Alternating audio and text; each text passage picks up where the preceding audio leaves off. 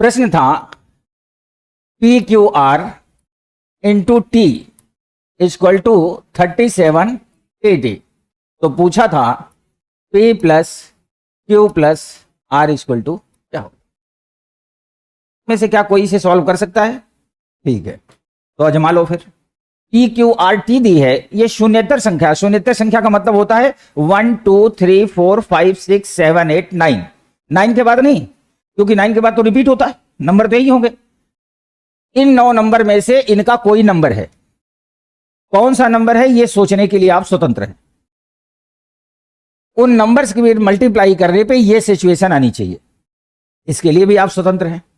और जब ये पूरी तरह सेटिस्फाई हो जाए फिर आपको P plus Q plus R find करना है।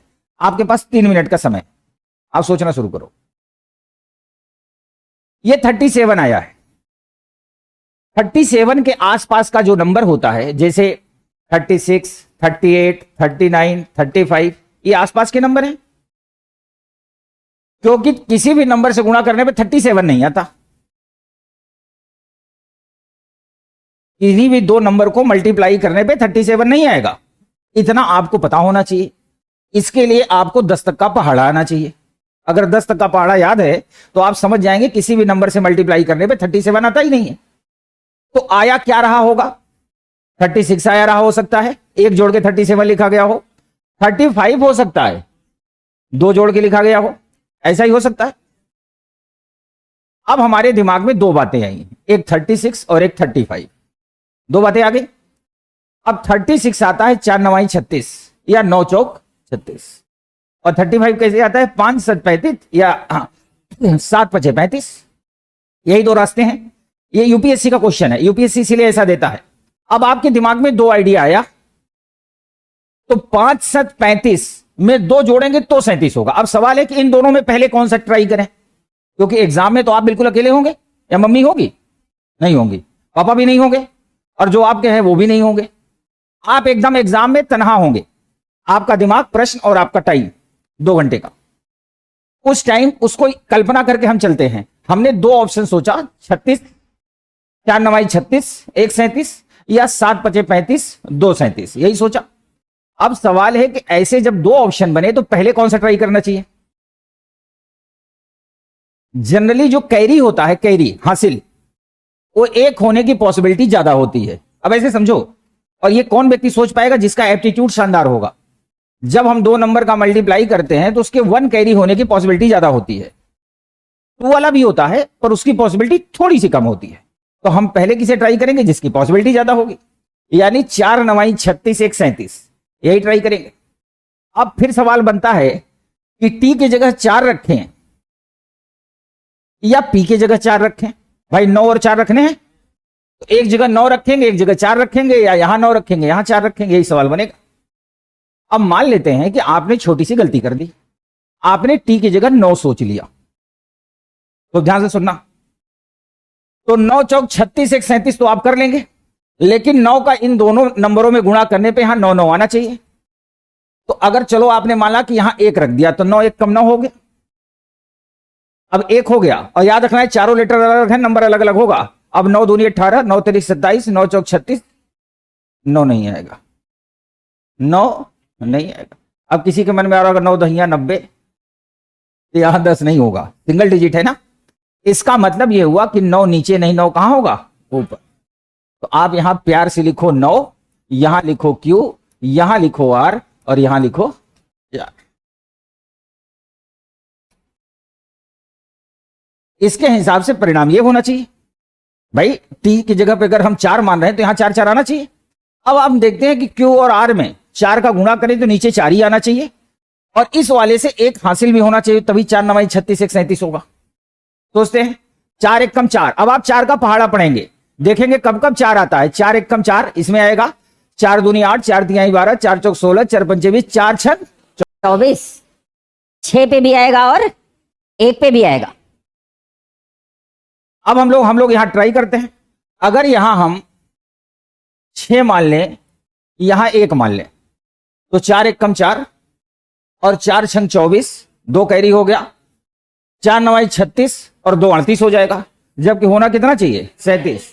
इसका मतलब हमें 4 छंग 24 नहीं, कुछ और चाहिए जिससे वहां एडजस्टमेंट हो। अगर अब हम यहां 6 रख दें, 4 छंग 24, 2 कैरी हुआ, और यहां हम 3 रख दें,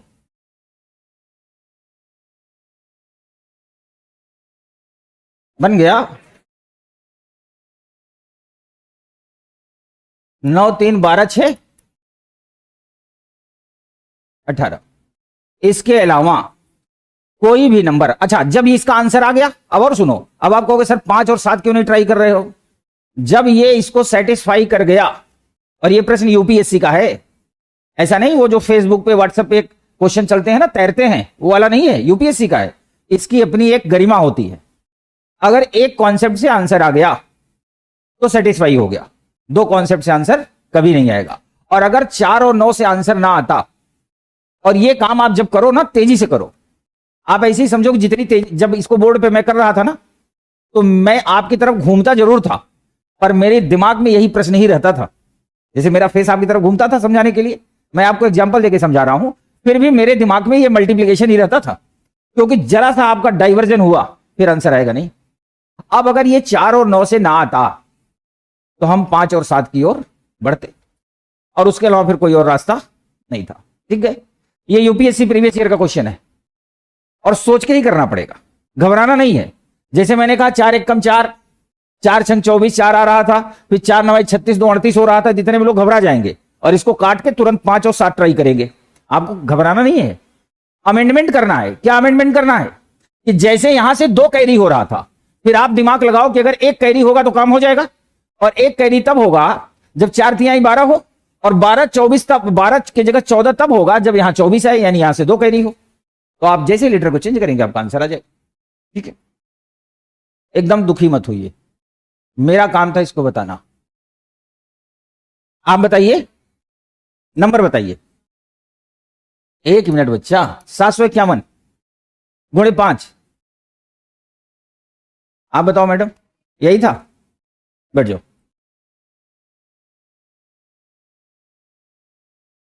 जो अन्य लोग हैं वो कुछ समझे? PQRT all are the different alphabet, है ना? तो आप दोनों के हिसाब से P की वैल्यू भी 5 और Q की वैल्यू भी कैसे सेटिस्फाई करेगा? ठीक है, समझ गई? आप बीटेक की हो लगता है, बीएससी की हो, कुछ की हो, या कुछ भी नहीं की हो? क्या की हो बताओ? बीए किया है? बीए वाला इतना तेज कैसे सोच सकता है? क्या की हो बताओ बताओ तो। हाँ, बीए किया है? अच्छा, आईआईटी की तैयारी भी की हो क्या कुछ दिन? नहीं किया? कम से कम आप नंबर अप्लाई करो, मैंने मना नहीं किया, ये अप्लाई करने के लिए तो प्रश्न था, लेकिन प्रश्न को समझो तो सही कि जब लेटर रिपीट नहीं है तो नंबर कैसे रिपीट करेगा? और बहुत से लोग ये गलती भी कर देंगे, और ऑप्शन में हो सकता है 13 भी हो, इंतजाम रहता है पूरा। आप 13 करके आएंगे, गिन के आएंगे 27 सही है, घर पहुंचते पहुंचते 26 हो गए, रात होते होते 24 हो गए। अब जैसे जैसे कम होंगे तो माइनस मार्किंग वाला भी मल्टीप्लाई होता जाएगा ना। सुबह होते होते, एक फिल्म आई थी निकाह, उसमें एक सॉन्ग था दिल के अरमा आंसुओं में। तो सुबह होते होते जीएस में तो हो रहा है 64 और सीसेट में 22, और ये बात आप किसी को बता भी नहीं पाएंगे। अगर किसी को बताएंगे तो सोचेगा ना किस टाइप का बाबा है ये, इसने मेहनत ही नहीं किया।